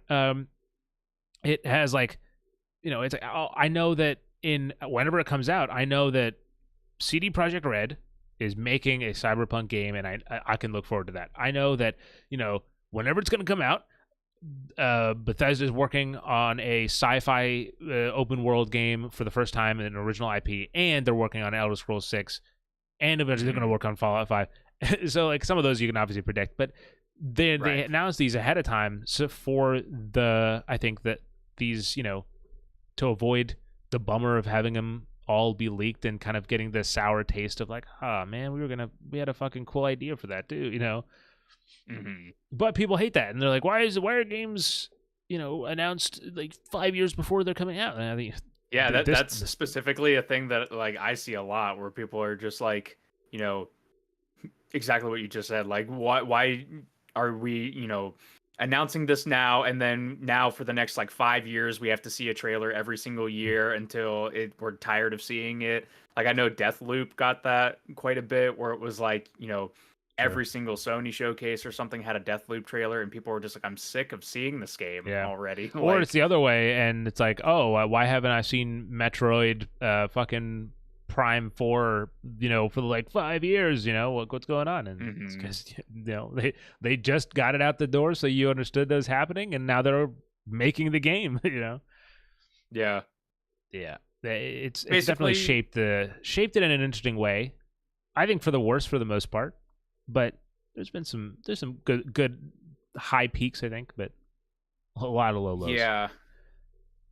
So I guess if we want to kind of wrap up the conversation, Sri, I just had one other thing Sure. down here, which was, what the namesake of the episode is, and what is the role of leaks in gaming? Like, is the role of it to, serve the gaming populace with information that they're not supposed to be privy to? Is it like a more virtuous angle, kind of steeped in that? Is it more so just like, you know, this stuff's gonna happen, so people are just sharing it because, Yeah. like you mentioned before, it's gonna happen, so we might as well talk about it. Yeah, I mean, I think in recent years that the role of leaks has changed.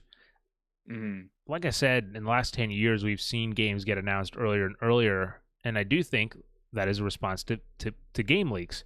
But I think game leaks then were a bit different. They worked functionally a little bit differently, and if anything, I think back then they were more of these, like game journalists kind of doing some digging and finding out some stuff, about these games. But and back then, there's video game magazines like Game Informer. You guys should go read Game Informer at GameInformer.com. Right. But now I think a lot of it, because of obviously the way that the internet has shaped up, it's become malicious mostly, or selfish at the very least, and it's just like clout chasing people that are like, yeah, I want to fucking talk about this, like leak this game because I saw it somewhere. And social media engagement farming, just like, and I think at this point I do want to say a shout out to like the people that aren't assholes and aren't leaking, because there's a lot of people that could leak stuff if they wanted that have self-control, that aren't like, oh, like, how would I like benefit from this. I'm not even talking about like, so there's so many levels. All right, obviously the developers that are working on the games, but even at a level of like, I remember working at GameStop and getting emails about like, oh, this game's gonna come out soon, and or like going in the back on a Sunday, opening of the box and being like, oh shit, this game's coming out, like okay, or like getting a box of games that are like 2 weeks before it comes out, like seeing a fucking Call of Duty games or something. Those kind of things. Those people have access to these things kind of readily, and so shout out to those. Shout out to them, because I think we spent a lot of time talking about the leakers, but let's celebrate the non-leakers. Yeah, I think that's a really good, note to end on. Like, I think leaks, like, just to kind of wrap it all in, in a bow here. Just like we like to do. There's some good stuff, a lot of bad stuff, but yep. Yeah, I agree with you. I think, the people that have the ability to and choose not to, I think they do deserve a lot of credit here. Yeah. Now, that's enough leaks. Let's talk about only official statements here, ladies and gentlemen, because it's time for the inbox. This week, we have another solid round of games, some really cool looking games this week, including a new game from the developer of Pine and a new game from the developers of Sticky Business. So, with that said, let's continue down the list. Let's start with the first one, Band of Crusaders. So, this is described as a Witcher-esque strategy RPG with real-time combat set in a corrupted version of medieval Europe. Band of Crusaders is the debut game from the new indie studio Virtual Alchemy. And also, speaking of Witcher, this game is set in the familiarly named continent, which has fallen. So you must recruit your Crusaders, develop your camp, engage in battles, and manage your unit's mental and material needs as the Grandmaster of a knightly order traveling the countryside to repel the forces of Pandemonium. So, yeah, that one looks really cool. Again, a lot of these, by the way, this week are new games like that have just been announced, which is cool to get a look at. So that's the first one, Band of Crusaders. Nick, do you want an old one or a new one next? Give me an old one. All right. So this one has been announced like a while ago, but today we have some dates for it.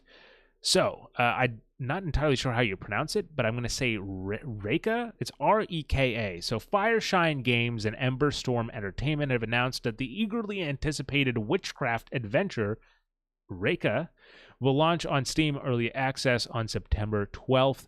For those of you who just like want a buzzword, this is the game with the chicken-legged house. So that'd probably bring it right up to you guys if you remember. So along with the release date, they also shared news that the award-winning writer Rihanna Pratchett is collaborating with Ember Storm Entertainment as the game's lead writer. And if you watched last week's episode of The Inbox, you'll know why that name sounds familiar. If you didn't, go check that out.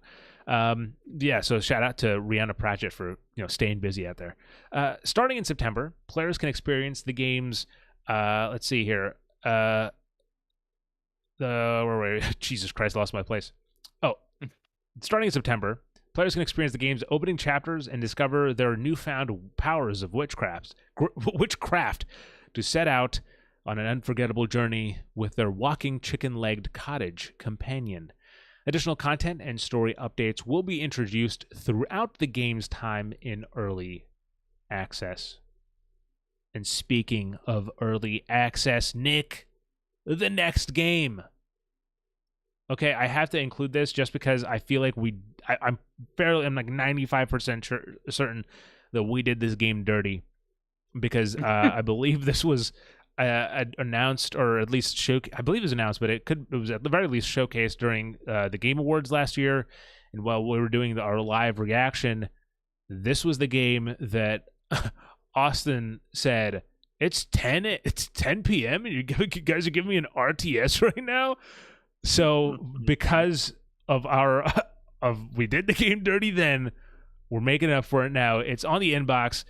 The highly anticipated real-time strategy game Stormgate from Frost Giant Studios, which is a development team that has developers from like Blizzard and who've worked on Stargate specifically as well. So that's kind of where this game kind of gets its roots. But so this game has officially entered early access on Steam and is available to play for free.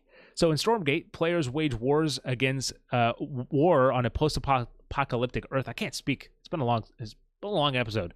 Yep. In a post-apocalyptic Earth where humanity remains under siege after a cataclysmic invasion by demonic forces.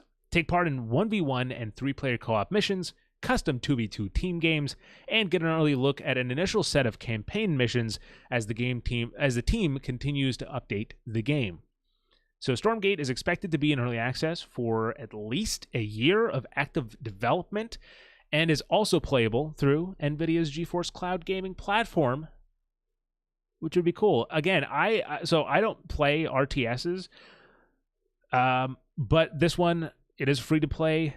It's very accessible, and I think that was a big thing that they really kind of emphasized during the showcases, is that like, hey, this is like easy to pick up and play, and with a price tag of free, what's the reason not to play it? Nick, are you going to check this one? I'm like kind of interested in it. I know it's some former Blizzard devs, and there's some lineage of StarCraft with Stormgate. So that does kind of, intrigue me.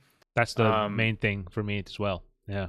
I'm curious about what they were able to do here and, how that kind of, they iterate on that formula. Yeah, Stormgate, it is, as of the time of us recording, it is currently 10 o'clock again, and we are indeed giving an RTS. Well, okay, let's change the pace to something maybe more up your speed, Nick. How about a little game called The Nightling? From publisher Saber Interactive comes the new game from Twirlbound, the indie studio behind the award-winning Pine. When Sir Lionstone, the legendary protector of the great city of Klesia, I pronounced that terribly, mysteriously disappears, it's up to his plucky Nightling to take up his magic shield and become the hero that the people need. So the Nightling will arrive on PlayStation 5, Xbox Series XS, Nintendo Switch, and PC via Steam sometime in 2025. And if you're watching the reveal trailer, which just went up, the first half of it is like this kind of animation that's like you don't really see much of the game. Though I will say, surprisingly, I was like, oh, I'm a little bit invested right off the bat with the direction of this storytelling. And then again, halfway into the trailer, you get into the gameplay, and then I'm like, okay, I'm in. I'll look at it. It has look, you could definitely describe it as a Breath of the Wild-esque game, in terms of gameplay, both in like the way the world looks and the general art design. But that's not a bad thing. And as long as a game is able to have original kind of content within that context, I'm down for it. And right now, just what I've seen, the glimpse that I've got of the Nightling looks awesome. And it has a really striking art style. It looks it's still kind of animated in that Zelda-esque way, but like it definitely doesn't look exactly like Zelda. yes, 100%. I do like this. Got some acrobatic looking combat. I that does perk my ears up. So. Yep. Now, speaking of a strong art style, Nick, the next game is a very striking one, I think, visually. This is Ritual of Raven from Spell Garden Games, the developers of the cozy shop sim Sticky Business. Comes a new game from Team 17 Digital as a publisher. So Ritual of Raven is a cozy story-based farming sim where you don't have to do the farming yourself. Enchant magical creatures to help you grow the ingredients of your rituals and complete your book of shadows. Befriend quirky characters, decorate your farm, command the moon to change its phase, and explore the magical world around you. Ritual of Rain. Check it out. There's no full dates on that, but looks like a cool one. And as always, not as always, as a new thing that we are now doing, the inbox doesn't have to just be watched, does not have to be just listened to. You can go to respawnstation.com and check out each of the games I've talked about here, along with the trailer. So you can see the description, you can see the trailer. Actually, I will clarify. Ritual of Raven, just spotted it. It is coming out on PC via Steam and Nintendo Switch in 2025. So we're ending with 2 2025 games. So a bit of a wait for those, but they both look really awesome. So that's the highlight of the week. Hopefully you enjoyed. For sure. If you did, be sure to hit like, subscribe, leave a rating on whatever podcast platform you're listening to this on. And as always, people, thank you so much for listening. Thanks for the support on our videos recently, especially over on Respawn Station TV. We really appreciate it. It's been a very big roller coaster over there in terms of, like, I don't understand why some of these videos are doing good and why some of them aren't. And I'm learning. So thanks for watching. I'm glad you guys are enjoying our kind of breadth of content that we've created over the last few months. And I can say that, like I said at the top of this episode, we have a new show coming out. It's a monthly show. It's called, what is it, Nick? Retrograde. Hell yeah, it is. And the first episode is all about Warhammer 40k Space Marine. The first episode will be out sometime in August, so you have some time to go play Space Marine for yourself and join us for that conversation soon. And we'll announce the next game whenever we decide. So with that all said, Nick, what do you got to say to the people?